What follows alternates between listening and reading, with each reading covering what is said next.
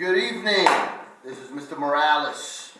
As you see, we're starting Unit 8 Notes.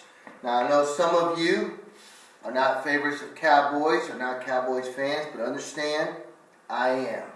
So today, in celebration of not us going to the Super Bowl or making the playoffs, I'm still going to honor the Cowboys by wearing their uniform or their jersey. As you know, this is Witten.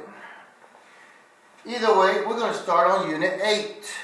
And you should have received 2 pages of notes, front and back. And today we're going to start with radicals. And we're going to start with square roots and cube roots. So the definition of radicals is an expression with a square root symbol. Okay? They call this a radicand symbol. Okay? Now you have square roots, you have cube roots, and if you can't see it, there's a little 3 here. You have the 4th root, there's a little 4, 5th root, etc., etc. This school year, we're going to focus on simplifying only square roots and cube roots. Now, the thing about square roots is that these numbers in here are called perfect squares. In order for them to be perfect squares is they have to have 2 identical numbers that multiply to each other to get that perfect square. And you can use your TI calculator to do this. Now, we're looking again for 2 identical numbers that multiply to get 4. Well, let's find out. So, we're going to hit the second and the X square button, and we're going to type in 4. And then you hit enter.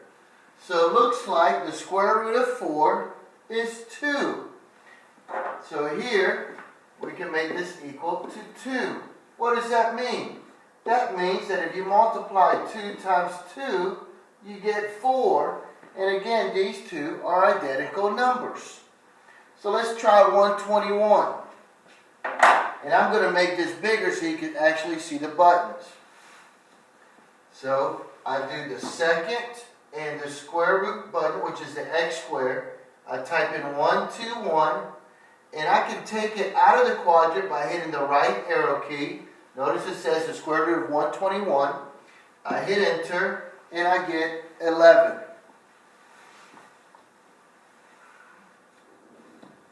So the square root of 121 is 11. What does that mean? That if I take 11 times 11, I get 121. And these 2 are identical numbers that give me 121. So let's try again. You have the square root of 81.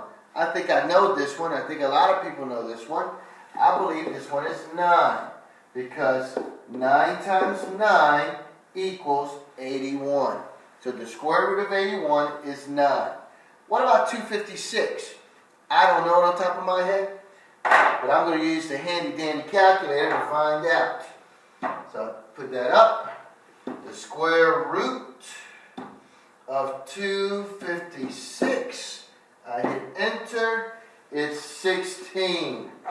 So here is 16. Now we have a fraction. It's the square root of 9 over 100. So again, I'm going to go to my handy dandy calculator, and I'm going to make it bigger so you can see it. So I have and I'll clear this out. I hit second and X squared. I type in 9 divided by, and I believe it was 100. Let me see. Yep, 100. I hit the right arrow key, and I hit enter. Notice I get a decimal. I don't want a decimal, I want a fraction. So I'm going to hit the math button. Right here's math. And I'm going to change the answer to a fraction. So I hit enter, enter, and I get 3 over 10. So now, bring that down. My answer here is 3 divided by 10.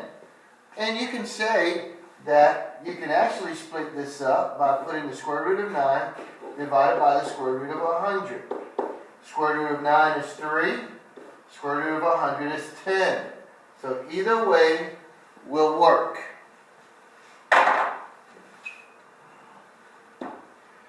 Now, let's talk about cube roots. And it looks like I've already given you the answer, but we'll start from the top. We talked about square roots having two numbers that multiply to each other. Cube roots, this time you need three numbers that multiply to each other that are identical. So, and you can actually do this in your calculator by hitting the math button and number 4. Math number 4, and I type in 8, I hit enter, and the cube root of 8 is 2. What does that mean? That means that if I multiply 2 3 times to each other, I get 8. So I'm looking for sets of 3s. So same thing for 125. But in this case, notice we have negative 125, and that's okay. So I do math, actually I do math number 4. I put in negative 125.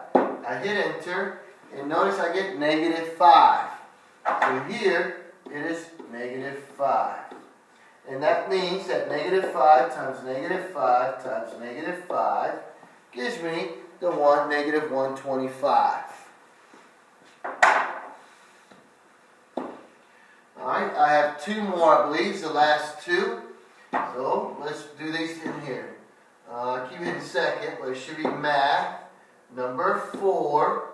Alright, I'm going to type in 4,096. I hit enter, and I get 16. So the cube root of 4,096 is 16. And let's do 512.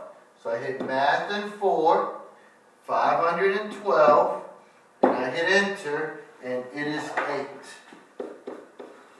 So that, again, that means that I have 3 numbers that are identical, that if multiplied, I get the 512. Hopefully you've learned a little bit. I want you to go ahead and finish the problems in your worksheet on the front and back, and be ready to go over them in class. Have a good night.